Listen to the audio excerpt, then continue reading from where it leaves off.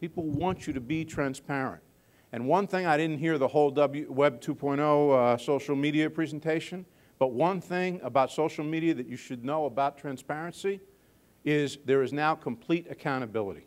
From the beginning of Rate Your Seller in eBay, all the way through to all the tools today, you know, you could leave a distributor hanging in Tunisia and that person's empowered now to tell the world. Not 10 years ago.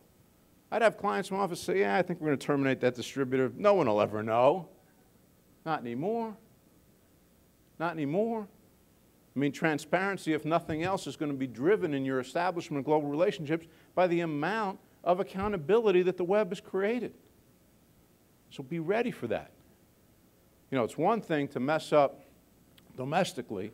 You know you'll be held accountable for that. But even messing up abroad, they've got access to the same tools that we do. Harvesting of intellectual capital and cultivating innovation, I still believe that this is what we are best at. And we need to do a better job exporting those tools, exporting that intellectual capital. I'm going to skip to, because I'm getting the time warnings, to a couple of really key slides. These are some best practices in global growth strategy formulation.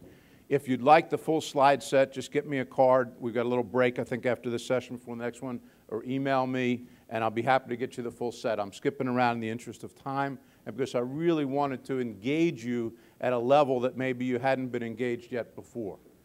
So first thing is avoiding growth for growth's sake. Doing global business is sexy stuff. It drives the ego. Even one of the members of our of the advisory board was being interviewed in the green room months ago. And she said, you know, when I landed my first global client, my friends went, ooh and ah. You got a client in Australia? Oh my God, you're my coolest neighbor now. You're the coolest person in the condo. And there is an ego play to it.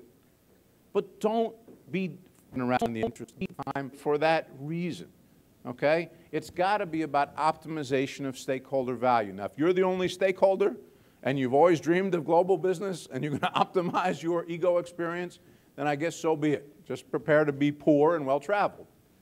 Right?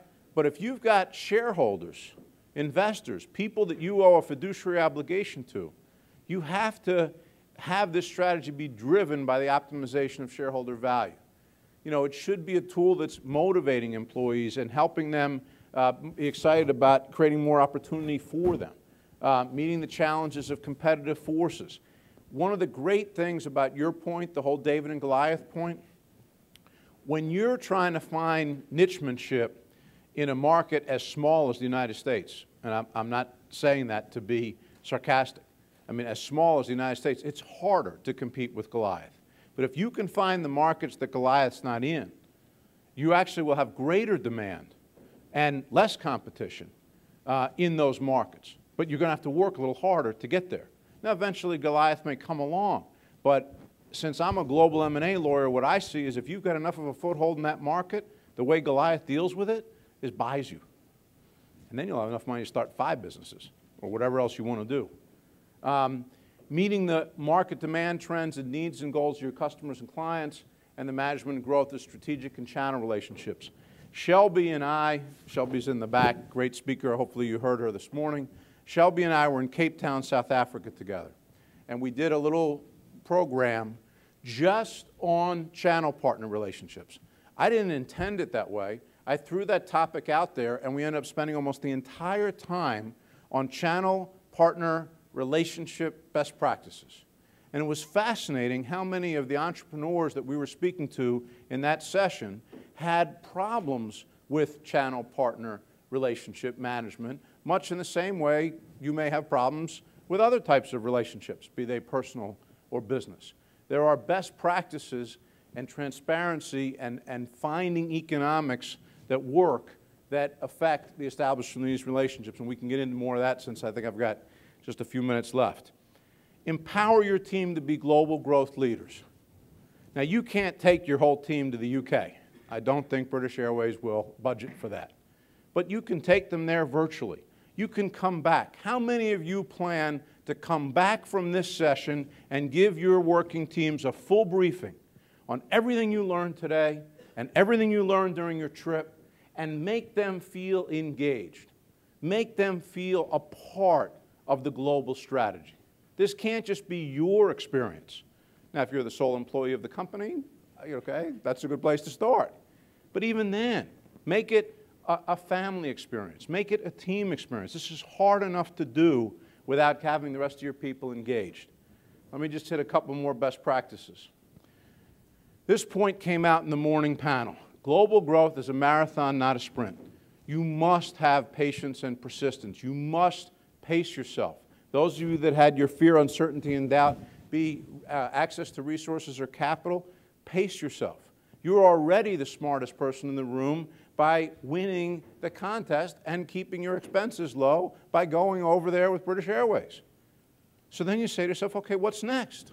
What other contests can I win? What other things might get me to other places on a cost-effective basis? You've already demonstrated to me that you know it's going to be a marathon, not a sprint, by your presence here. But your business models and your forecasts and your projections have to reflect it as well.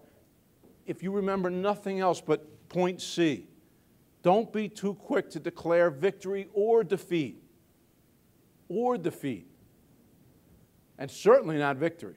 Because I've seen people pop the champagnes over the signed letter of intent, and then that's about as good as it ever got, right? Like that great first date, that relationship never got better. Sorry, no one agreed with that? Right? No one's experienced that? Just me? Develop graduated metrics as to what constitutes success. Ask yourself that on the plane. What would make a successful trip for me in the next day?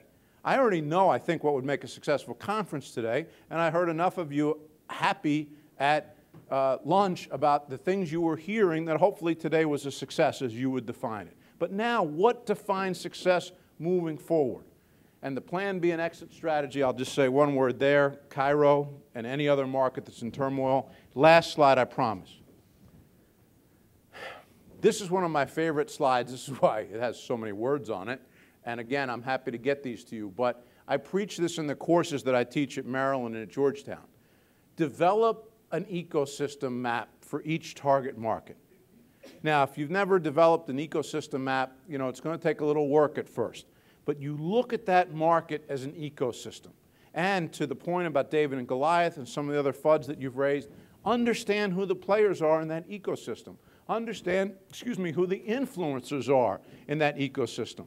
Understand, and getting access to some of those influencers are as easy as some of the people you've already met throughout the day. Who else may enter the ecosystem or follow you in? And again, there's a lot of academic debate about whether first mover is an advantage or a disadvantage. You know, it could be that you want the big company to trail your path, to blaze that trail, and you're going to come in behind them and pick up all that good stuff they left behind. Because in many cases, what's good stuff to you, you know, what's that saying? One man's trash is another man's treasure, right? You know, those projects may be too small for them, but they've opened up awareness of a product or service in the marketplace that you can now seize, and those are good-sized projects for you. Understand who those potential customers are. Just like Doug McMillan, how and why do they buy? And why do they really buy? What problem are you really solving for them? Understanding the ecosystem perceptions towards U.S. businesses, which could be positive, negative, or neutral, depending on the industry. And try and project out what that ecosystem will look like 3 to 5 years from now. What will your role be? Not just your company's role, but your physical presence in that marketplace. You know, there's a mutual friend of Shelby and mine in D.C., and he's been very interested in doing business in Malaysia. And we had a drink the other day, and he said, you know what? I'm moving to Malaysia. I said, really? He said, I'm taking the whole family. We're going. 6 months, 9 months, whatever it takes. We're moving to Malaysia. That's a huge commitment. You know, I can only imagine how that first conversation went with his wife, right? But that's the kind of commitment people are prepared to make to really be successful. He sees himself in that ecosystem for a long period of time, and that's going to mean living there for a while.